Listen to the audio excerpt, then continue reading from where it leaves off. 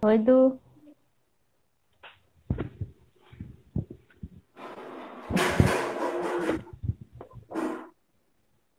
Olá, Oi, oi.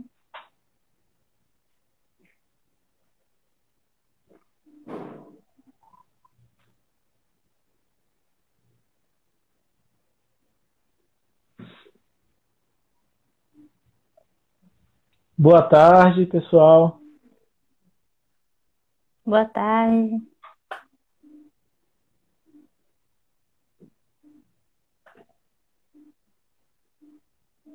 Deixa eu só adicionar aqui um comentário.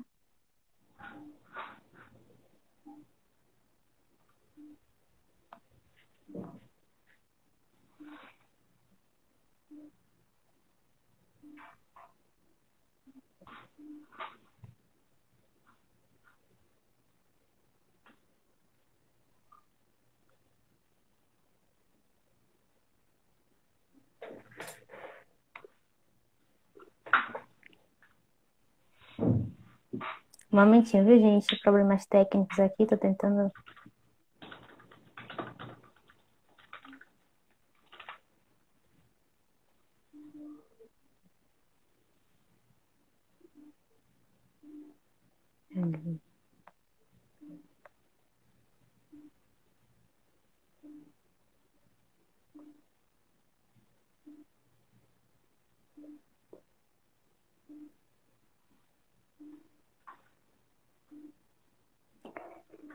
Oi, oi, gente. Boa tarde. Hoje nós vamos dar continuidade ao nosso evento de divulgação científica. E se os polinizadores entrassem em quarentena, que é um evento que ele está sendo promovido pelo projeto de Ciência Cidadã Guardiões da Chapada, juntamente com o Instituto Nacional de Pesquisa e Estudos Inter e Transdisciplinares em Ecologia e Evolução, INCT Intri. E a proposta desse projeto é exatamente divulgar os resultados de pesquisas realizados pelo grupo de pesquisa Polinização e Conservação dos Polinizadores em Agrossistemas, a rede Polinfruit. E nós, como cientistas, né, pesquisadores, temos as nossas pesquisas financiadas, né, com dinheiro público. É nossa função dialogar com a sociedade e informar, né, sobre o que é que está sendo produzido dentro dos muros das universidades. E eu conto com a participação de vocês para esse bate-papo, né, todos vocês que estão nos assistindo.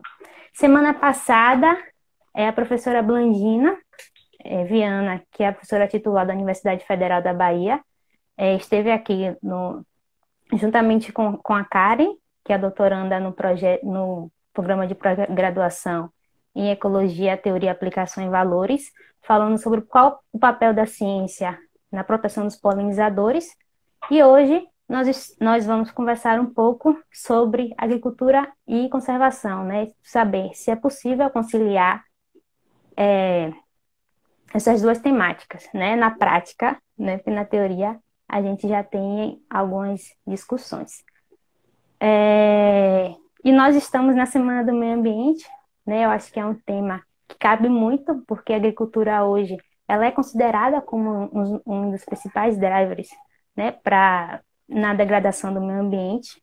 E existe uma série de debates, de pesquisa, que vem tentando minimizar, né, esses efeitos negativos do modelo atual de produção de produtos agrícolas sobre o meio ambiente. E eu, né, tenho que me apresentar. Eu sou Juliana Macedo, eu sou bióloga, eu sou doutoranda no programa de pós-graduação Teoria, Aplicação e Valores na Universidade Federal da Bahia e sou membro também do projeto, né, de Ciência de Cidadã Guardiões da Chapada. E hoje comigo, né, meu colega Eduardo, por favor, se apresente. Oi, meu nome é Eduardo Fritas Moreira. Eu sou doutorando. Pretendo defender minha tese terça-feira que vem agora, então estou muito contente. Pelo programa de pós-graduação em Ecologia da UFBA.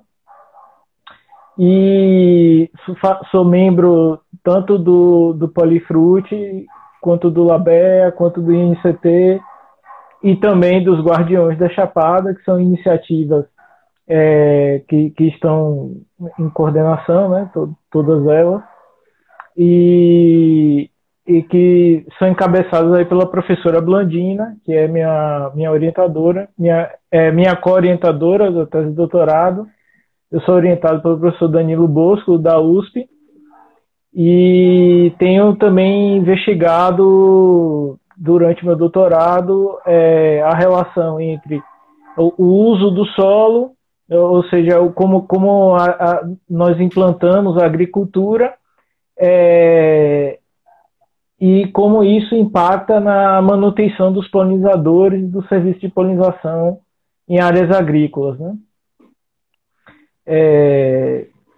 Então a gente já começa, Ju, entrando mais a fundo no tema, ou tem mais alguma coisa para... Na verdade, eu tinha uma pergunta inicial, né, para poder dar um start na nossa discussão. Que a gente está falando sobre agricultura e sobre conservação. E a primeira pergunta que me vem à cabeça, né, eu acho que de muita gente, né, o que a gente tem que conservar, né? E por que se conservar?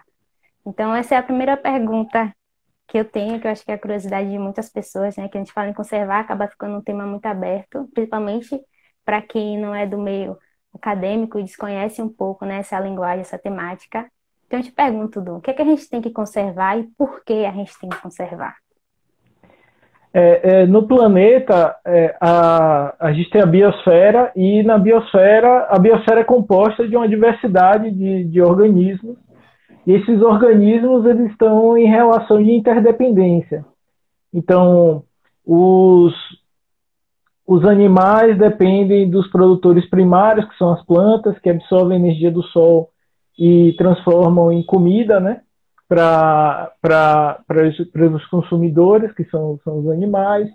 Esses animais que consomem as plantas diretamente depois são consumidos pelos predadores, e esses predadores regulam a população dos herbívoros que consomem as plantas, e essa relação de interdependência na cadeia trófica, ela também depende de outras relações de fluxo de matéria e energia entre esses organismos, que é mediado por essas relações tróficas e outros tipos de interação, como competição, facilitação, mutualismo, né? Então, e todas essas interações fazem com que os organismos eles meio que se autorregulem e mantenham a biodiversidade. Então, a biodiversidade é gerada por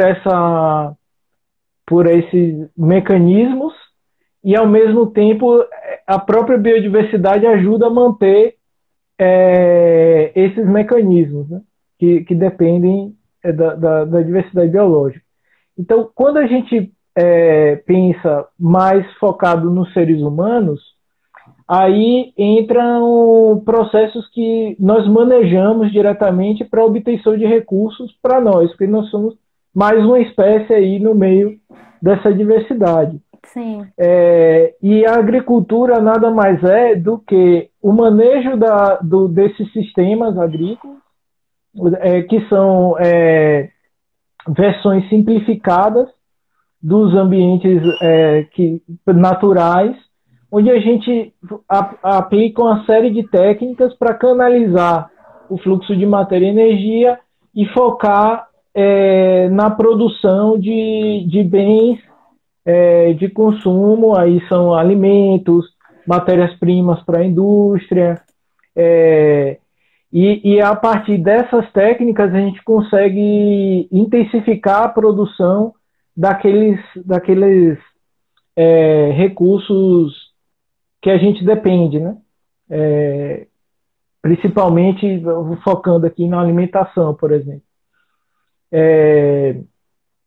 Só que vários estudos têm apontado, e aí tem dois estudos muito importantes de 2015, um da Conservation Biology e outro da Science, que mostraram fizeram estimativas o da Conservation Biology fez estimativa da extinção de fundo, e o da Science focou em como essa extinção ocorreu ao longo do tempo, para que a gente conseguisse ver a relação com os seres humanos. E esses dois estudos mostram que, primeiro, as extinções que ocorrem naturalmente, elas têm uma taxa que é de 0,1%, 0,1 espécie por milhão de espécies por ano.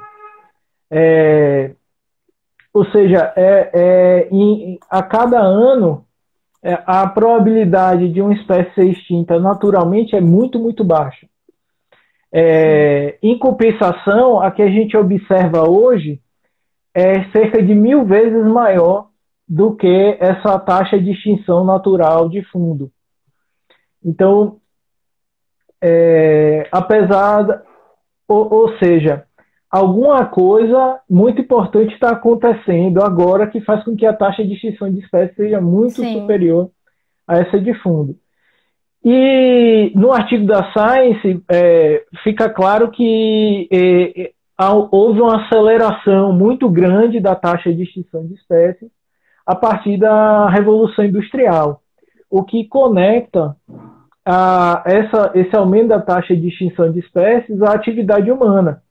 Então, a partir da Revolução Industrial, nós fomos cada vez mais capazes de mecanizar a agricultura, a população humana aumentou muito a taxa de crescimento, e também a expectativa de vida, né?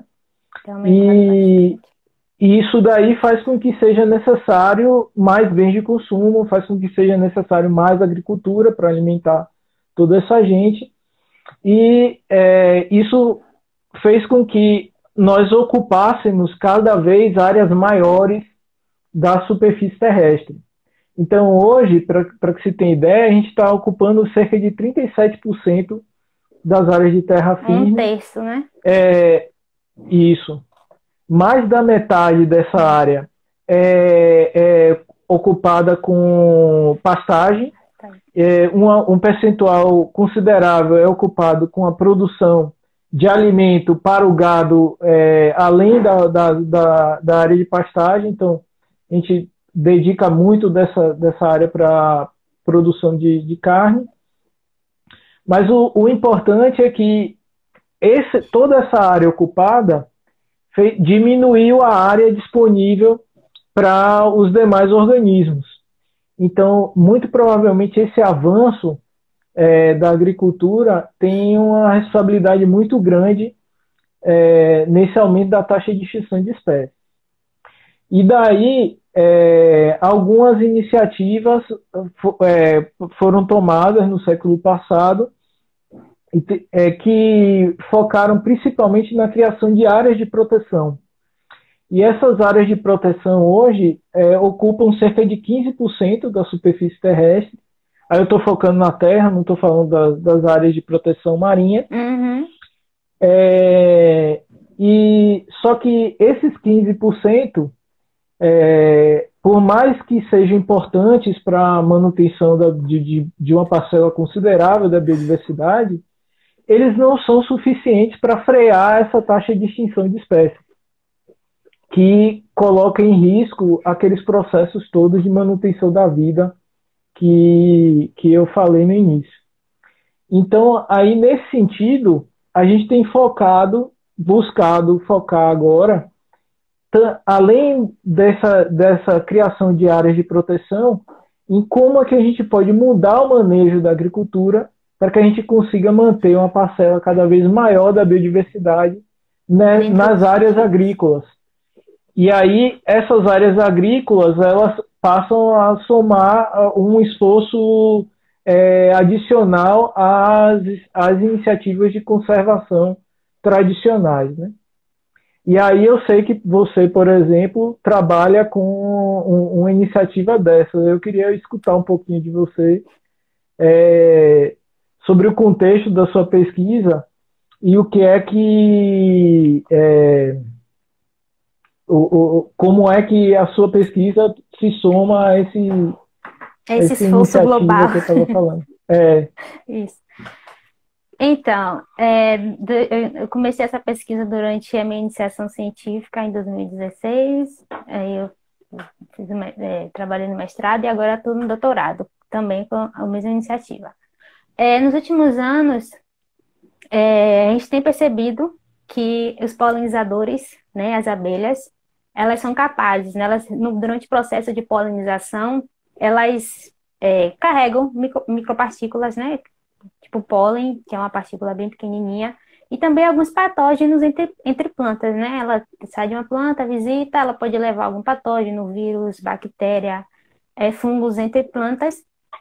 Então, né, um pesquisador, o Peng, em 1992, ele teve a ideia maravilhosa, né, juntamente com o Peter Kivan, da Universidade do Guelph, de usar abelhas como vetores de agentes de controle biológico. Ou seja, a abelha, já que ela transporta micropartículas entre uma flor e outra, ela também pode levar um agente que acabe com uma doença na planta. Então, a minha pesquisa hoje, doutorado em tecnologia, né, chamada de entomovetor, né, a tradução no português que a gente vem utilizado, essa tradução, nada mais é do que a abelha, durante o processo de polinização, ela não só polinizar, mas também distribuir esses agentes nas plantas, para controlar pragas ou doenças.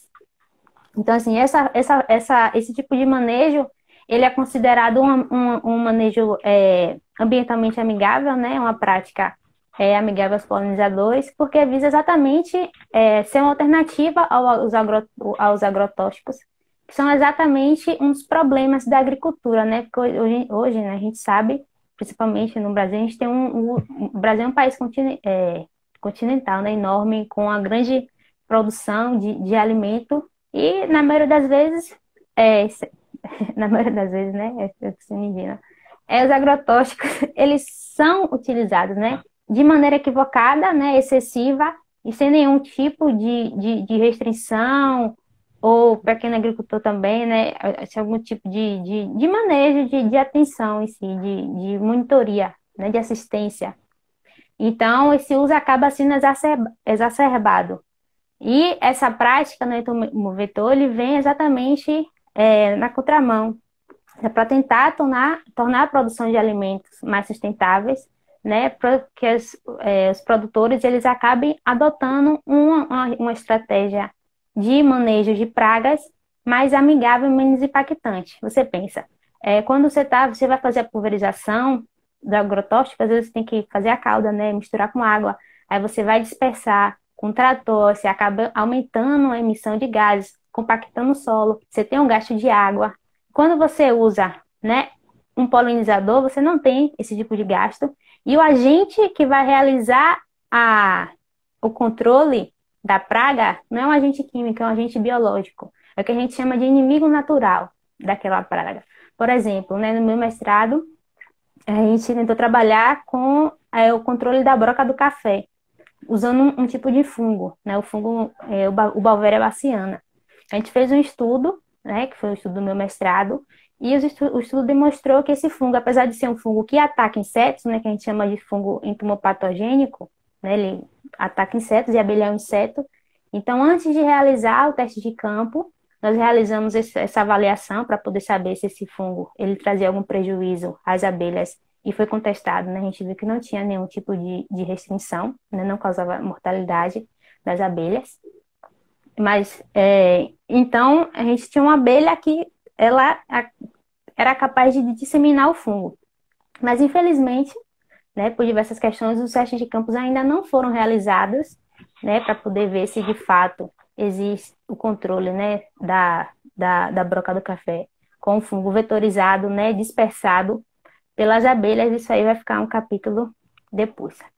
Porque agora, no doutorado, a gente resolveu mudar um pouquinho de foco, porque exatamente pelas pesquisas de campo, né, que é na Chapada Diamantina, que a nossa pesquisa de campo é realizada lá, a gente observou que está havendo uma mudança de cenário. Então, assim, os agricultores têm investido muito na produção de morango. A gente sabe que a problemática do morango, vou contar para vocês.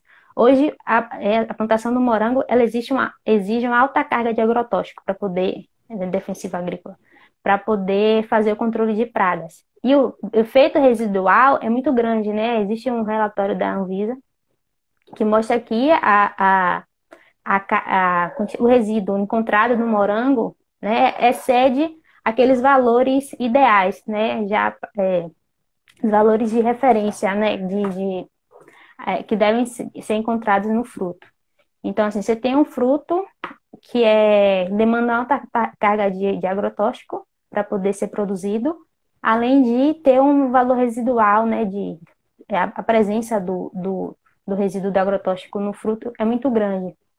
Então, nós resolvemos, né, mudar de foco e trabalhar no morango, que a gente achou que tem um viés, né, exige uma maior, como é que eu posso dizer? Uma maior atenção, né? Então, a gente estamos trabalhando, né? E todo esse projeto, a gente pensou na construção de maneira colaborativa com os agricultores, né, com os produtores de morango, exatamente porque existe uma série de técnicas já de alternativas aos agrotóxicos que são propostas, mas infelizmente elas não conseguem chegar ao pequeno agricultor, ao agricultor. A gente não sabe se é um efeito desse distanciamento, né, do que é produzido na academia até esse conhecimento chegar em prática em si no campo. Então, visando, né, diminuir essa distância e garantir a usabilidade e a aplicabilidade da técnica, a gente resolveu, nós estamos trabalhando para poder fazer esse estudo em conjunção, né, fazer uma pesquisa participativa juntamente com esses agricultores. E é basicamente isso que eu tenho feito. Eu vi aqui que Vete Diogo Moreira tinha perguntado justamente agora se tem algum exemplo de uso desses entomovetores. Você acabou de dar 2. Isso, né? Tem no café, tem no morango, assim. A maioria dos estudos, eles têm se concentrado nas regiões temperadas, né? Eles têm, no Canadá, principalmente, é muito utilizado no morango, no mirtilo, no blueberry, né, que fala. A gente tem também na maçã. Na Colômbia, recentemente, uma amiga também, ela trabalha com Bivectory, com morango, e tem excelentes resultados, inclusive um aumento na produção, né? A gente une o controle biológico, que é aquele livre de insumos químicos, com a polinização, então você tem maior produção pela presença da abelha e também a maior produção de frutos sadios. Então, a rentabilidade, né, no final, ela é bem maior. Então, foi o resultado também que ela encontrou. A gente tem trabalho na Finlândia, na Suíça, na Suécia, enfim, uma série de...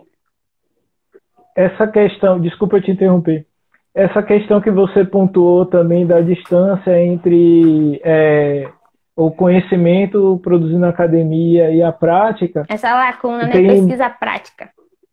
Ela tem múltiplas razões e depende bastante de contexto. Uma das principais nessa questão do uso de controle biológico, principalmente quando é focado em micro-organismos, são os marcos legais que fundamentam, que vão dar as condições para que as empresas possam criar produtos e até os próprios agricultores possam utilizar e comercializar esse alimento depois, porque se eu uso na minha chácara e eu consumo tudo, talvez não tenha problema nenhum. Sim. Mas se eu vou comercializar esse alimento depois, aí entram uma série de regulamentações de vigilância sanitária e tal, que pela novidade da ferramenta não existe ainda. Exatamente. Então, esse é um dos principais entraves. Né? Esse é para qualquer atividade comercial nova, assim, esse tipo de problema é grande, e num contexto legal que é complexo, como o nosso aqui, isso fica bem difícil também, porque uma pessoa, quando está abrindo uma empresa, por exemplo, ela não tem o recurso necessário para que ela vá à justiça demandar essa legislação, que é um processo longo e caro. Isso. Então, esse tipo de coisa é uma coisa que precisa ser revista e nós também temos que ir fazendo o nosso lobby, né? Isso, deixa eu só fazer um adendo aqui, porque assim, né? A gente utilizou um fungo que já é comercializado, já é registrado, já é permitido utilizar. Mas hoje o grande gargalo é que a gente não tem produtos disponíveis, pelo menos aqui no Brasil, para poder ser utilizado por abelhas. Veja bem, primeiro nós fizemos um teste, né, um experimento com 15 colônias de Apis mellifera, então são muitas colônias, para a gente poder testar o efeito desse fungo sobre a abelha, para depois desse experimento poder utilizar. Né? Então, as agências regulatórias existe exatamente isso, que esses testes sejam feitos e que produtos sejam formulados, produzidos com esse objetivo específico. Não é você pegar qualquer agente de controle disponível no mercado e utilizar, né? Porque às vezes você pode ter o efeito contrário. Ao invés de você, a gente sabe que as populações de abelha no mundo elas estão tendo um declínio. Então, ao invés de você ajudar as abelhas, você pode acabar causando um efeito contrário, né? Causando algum tipo de impacto. Então, principalmente a Apis mellifera, né? Que é justamente a espécie que é usada em sua maioria para fazer esse tipo de biovector, né? Isso, nessa tecnologia. Mais ou menos isso. Deixa eu ver aqui. Eu queria comentar um pouco também da pesquisa que eu executei no doutorado, que tem uma relação com o que você está falando, mas é uma outra vertente. Isso. Uma outra vertente de iniciativas para que favoreça a manutenção da biodiversidade dentro das áreas agrícolas, né? Parece que está chegando uma pergunta aí. Sim, essa pesquisa foi publicada. Então, o artigo ele está submetido, né? Ele já foi submetido, ele voltou para revisão. Eu revisei e submeti novamente. Eu estou aguardando a resposta da revista sobre esse trabalho. Mas recentemente, para lançar um livro, né? Eu já tenho também um capítulo falando exatamente sobre a perspectiva no café. E a gente pode disponibilizar aqui, porque ele vai ser lançado ainda, mas por esses meses, aí até julho. Então, tem uma série de compilados de pesquisas mais recentes que foram realizadas, mas o artigo sobre a minha pesquisa ainda está em revisão.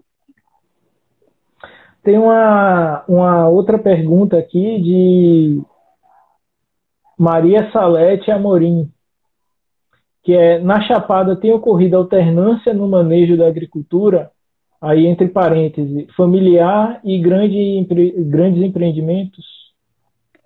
Não entendi muito bem essa pergunta, não, mas... O que eu posso dizer na relação, aí a Maria Salete pode, de repente, especificar melhor a pergunta para ver se a gente consegue dar uma resposta mais precisa. Mas o que a gente pode dizer na relação entre agricultura familiar e grandes empreendimentos é que na Chapada Diamantina, que é onde a maior parte das nossas pesquisas tem se concentrado nos últimos anos, houve um processo de ocupação cada vez maior por grandes empreendimentos a partir da criação da barragem acho que é barragem do Apertado o nome, né? Apertado, isso. Que veio justamente para fomentar esse tipo de empreendimento que demanda bastante irrigação, o que deu uma explosão em termos econômicos na região. Em compensação, espremeu os pequenos agricultores nas franjas do rio, da Chapada. E aí é onde ocorre a maior parte desses cultivos que a gente estava tratando, né? Que é justamente o café e o morango, que são naquela região lá via de regra, são de empreendimentos menores, né? Isso. E hoje a maior parte é ocupada com o cultivo de hortaliças, que hortaliças e verduras, né? Batata, abóbora, repolho, cebola. E boa parte dessa terra é arrendada, ou seja, as grandes empresas, ao invés de comprar a terra, elas alugam a terra de muitos proprietários menores, que eram esses pequenos empreendimentos aí do passado de agricultura familiar, e hoje estão incorporados nessas áreas gigantescas aí das grandes empresas, né? Sim. E, via de regra, o manejo que é feito nessas áreas de grande porte é aquele manejo de agricultura de precisão, intensiva. Intensiva, exatamente. Que é diferente do que a gente está discutindo aqui agora. E tem uma relação com o que eu vou falar, que é o tema da minha pesquisa. Então, eu trabalho com ecologia da paisagem, e a ecologia da paisagem é um ramo da ecologia que visa estudar como a ocupação do solo, o uso do solo, interfere em uma série de processos ambientais, ecológicos e até geográficos, assim, do ponto de vista humano, né? E a maior parte do conhecimento que a gente tem hoje tem mostrado que o modelo tradicional de agricultura, ele exclui a maior parte da diversidade, ele simplifica a paisagem. Então, organismos que dependem de muitos recursos diferentes têm dificuldade de se manter nessas áreas que são muito homogeneizadas. Então, pensa aí numa plantação de batata com muitos hectares. Então, é batata até perder de vista, ou soja, ou cana-de-açúcar. Então, nessas regiões onde só tem um mundo de batata, um polinizador, por exemplo, ele tem dificuldade de encontrar alimentos nos momentos que a batata não está florida, ou que a soja não está florida. E isso faz com que ele não consiga se manter ali. Além disso, a mecanização também revira o solo e impede que as abelhas que fazem ninho no solo consigam nidificar nessas áreas. A remoção da vegetação de maior porte também impede a nidificação daquelas abelhas que dependem do substrato de árvores e arbustos de um porte maior para construir seus ninhos, né? Uhum. Então, o que a gente tem visto é que em paisagens onde as áreas agrícolas elas são menores e nós temos vários tipos e paisagens onde há vários tipos de agricultura ocorrendo simultaneamente, parece que há uma maior diversidade de polinizadores associadas a essas paisagens. Vocês conseguem, como cada tipo de agricultura tem um ritmo diferente, termina que tem alimento para as abelhas para as diferentes épocas do ano, por exemplo. Além disso, outros elementos da paisagem, como, por exemplo, a manutenção de áreas nas bordas das áreas de cultivo, onde não são, áreas que não são manejadas, onde a vegetação nativa é preservada, ou que pelo menos aquelas espécies ruderais que ocorrem naturalmente, elas são mantidas ali e o solo não é revirado, isso também aumenta a diversidade de polinizadores. Ou seja, paisagens que são mais complexas, que seguem um modelo um pouco diferente desse dessa agricultura intensiva e extensiva, né?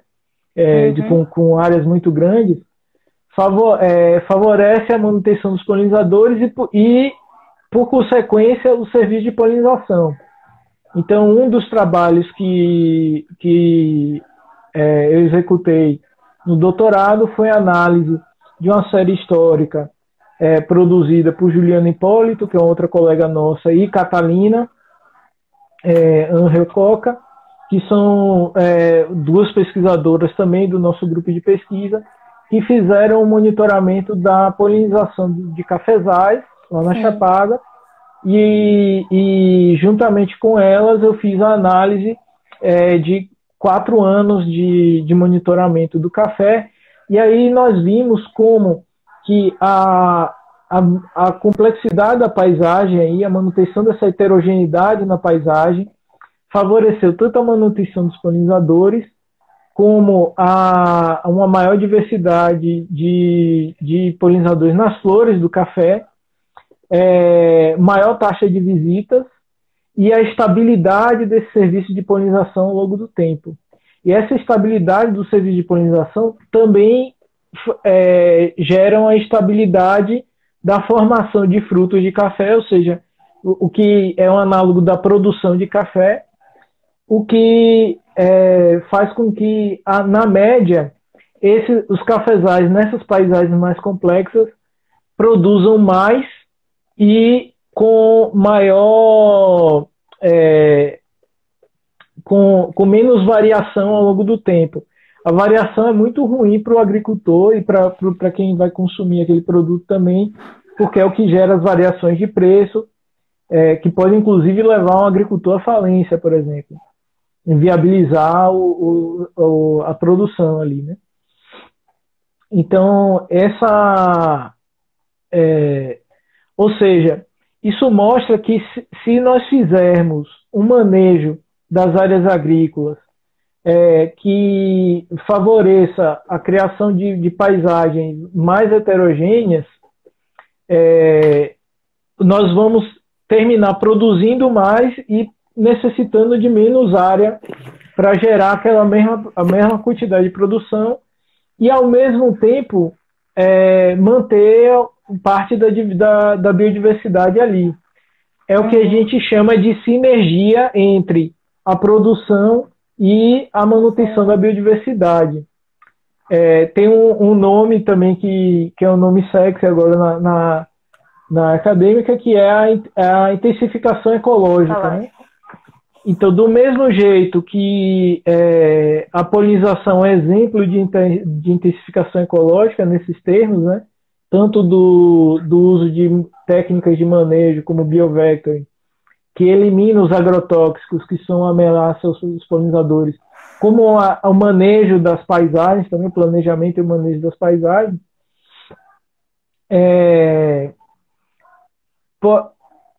No caso dos polinizadores, né, também existem outros serviços ecossistêmicos que provavelmente vão ter padrões similares, né? Uhum. Então, se a gente pensar na manutenção do solo, da qualidade do solo, a ciclagem de nutrientes do solo, que é fundamental para a produtividade, assim como também a manutenção de mananciais de água.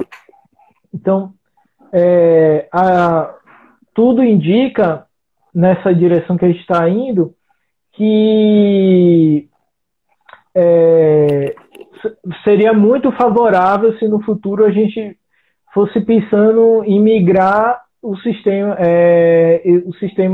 agrícola nosso para cada vez mais incorporar essas dimensões na produção, né? No planejamento, no manejo da produção agrícola. Tem umas perguntas aí, Gil, para a gente? Sim, tem. Inclusive tem um aqui que eu acho que é mais direcionada para o que você está falando. Deixa eu ver aqui. A Jéssica perguntou: então, em uma propriedade que tem uma maior diversidade de cultivos, eu vou ter maior diversidade de polinizadores? Não necessariamente. porque depende muito de quais cultivos são esses, como é que eles são manejados, mas via de regra, sim. Então, é, especialmente se esses cultivos eles oferecem Florescer. recursos que Alternados, é os tempos polinizadores alternados. podem utilizar. Perdão, Ju, diga.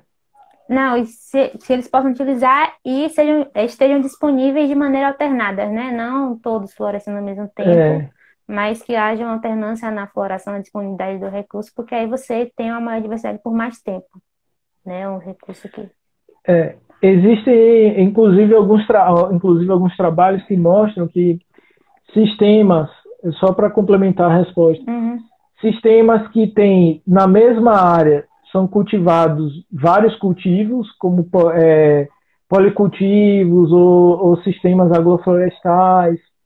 Eles têm um benefício em relação à agricultura convencional, baseada em monocultivos, mas muitas vezes são similares em termos de benefício à manutenção dos polinizadores a monocultivos em paisagens heterogêneas, ou seja, quando você tem várias culturas agrícolas em pequenas áreas de monocultivo na mesma paisagem, parece ter um efeito similar em alguns casos a você ter um policultivo é, em uma área de policultivo, por exemplo, ou uma área de SAF.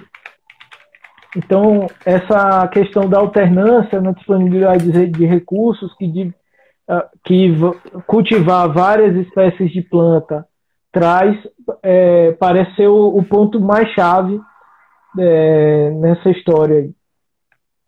Tem outra pergunta também, do Vete Diego Moreira, né, seu xará.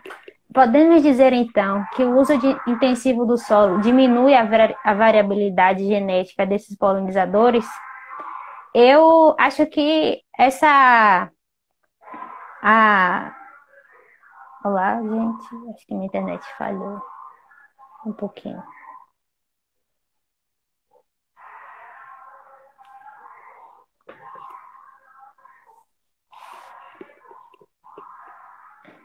Du, vocês estão me ouvindo, gente? Acho que. Então, sobre a pergunta do Diego, acho que do saiu. Acho que ele deve ter tido algum problema com a internet. Respondendo a sua pergunta, Diego, a variabilidade genética dos polinizadores, pode ser reduzida assim, mas isso aí entra como um efeito secundário, né? Depende do tipo de uso de solo que você está falando. Você está falando que você tá fragmentando ou reduzindo, né, uma área contínua para poder fazer a plantação. E não existe um fluxo, né? Essa nova matriz, né, esse novo cultivo, ele não permite o fluxo de abelhas, né, a conectância entre essas populações. Consequentemente, você vai ter uma redução da variabilidade genética e depois, né, após um tempo, você tem provavelmente a extinção dessas populações nessas determinadas áreas. Então, hoje, o que se pensa, principalmente em termos de organização da paisagem, é exatamente isso, que essas paisagens, esses campos agrícolas, eles permitam a conectividade, né, que a gente chama de conectividade funcional, entre esses ambientes, e assim as populações elas estejam sempre conectadas para poder manter essa diversidade genética. Deixa eu responder outra pergunta também. Sobre a pergunta quais alternância de manejo no sentido da diminuição de defensivos agrícolas, químicos para o uso de defensivos naturais. Essa foi uma pergunta feita pela Salete no início da live. Então, deixa eu só ver aqui, gente. Então, Salete, na Chapada Diamantina, inclusive, né, nós já fizemos vários levantamentos, né, querendo entender mais ou menos como é que funciona a dinâmica da utilização do controle de pragas naquela região. Do controle. Tô só esperando do voltar. Oi, olha o dor de Oi! barriga aí Eu no tava só celular. tentando explicado a pergunta da Salete. Ela refez a pergunta dela. Ela perguntou, né? Alternância de manejo no sentido da diminuição de defensivos agrícolas químicos para os defensivos naturais. Então, eu estava falando que a gente já fez uma série de levantamentos, tentando entender mais ou menos como é que funciona o controle de pragas naquela região, né? E, majoritariamente, né, de acordo com o retorno das pesquisas que nós tivemos, é que, né, infelizmente, o controle, né, o químico, o uso de defensivos agrícolas é muito grande. Então, assim, apenas aquelas fazendas, aqueles campos de cultivo que tem algum tipo de certificação, investem na produção orgânica, são poucos, são apenas esses que não utilizam agrotóxico, mas existe um interesse muito grande desses agricultores fazer essa transição, mas existe esse é o tipo de coisa que exige um certo tipo de investimento, né? Porque não é algo simples, né? Exige uma série de investimentos, de iniciativas, e muitas vezes eles ficam meio que desamparados. Então, assim, de modo geral, o uso de defensiva agrícola ainda é muito grande, né? Existem algumas fazendas que são de produção orgânica, que são essas que não usam, e também existem alguns programas, principalmente no café, que a produção de cafés especiais, então que a utilização do pesticida, né, do defensivo agrícola, do agrotóxico, ele tem diminuído bastante. Ju, Oi, você quer terminar? já terminei. Ah, Espero que tá. ela tenha entendido. Deixa, É, tem uma pergunta aqui que eu queria puxar. Eu acho que a gente já está finalizando, né, Ju? tá quase no horário, faltam 3 minutos. Tem uma pergunta aqui que eu acho que seria muito boa para a gente puxar o final da nossa conversa agora, Pode? que é de Juliana Alonso, e ela pergunta: quais conselhos e alternativas de diálogo com os produtores rurais, conservadores e extrativistas, e como quebrar os paradigmas nas práticas agrícolas convencionais? Há sinais de mudanças positivas?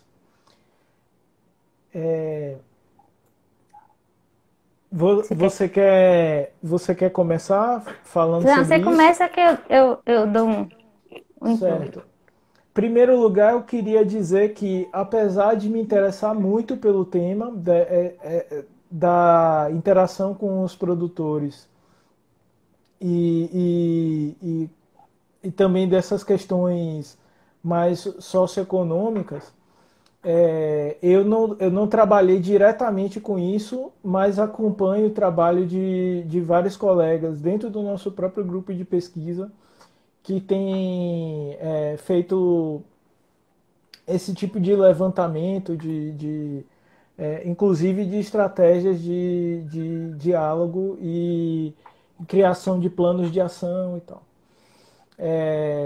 A professora Salete, inclusive, é uma colaboradora nossa que tem ajudado a gente a desenvolver pesquisas nessa área. Mas eu tenho minha posição pessoal, assim. Eu acho que, em primeiro lugar, a gente tem que ter o pé no chão e entender que o que a gente tem feito não vai se aplicar a toda a agricultura, a todo o setor agrícola. Então, existem alguns tipos de agricultura que vão ser mais amigáveis a esse tipo de transição e outros que não, isso não vai acontecer porque não se aplicam esses benefícios. Então, por Gente, deixa exemplo, eu só interromper um diga. pouquinho, Dudu. Essas perguntas nós responderemos nos nossos posts, aquelas que não foram contempladas com as respostas. Então, a gente encerra aqui agora a nossa live, porque o Instagram já vai derrubar. Então, eu agradeço muito pela participação de vocês. E não se esqueçam que toda quinta-feira, às 17 horas, nós estaremos aqui discutindo um tema diferente. Semana que vem, nós vamos falar como podemos ajudar os polinizadores em ambientes urbanos. Beijo e muito obrigada pela participação de vocês. Tchau, tchau, Tchau, gente. pessoal. Muito obrigado.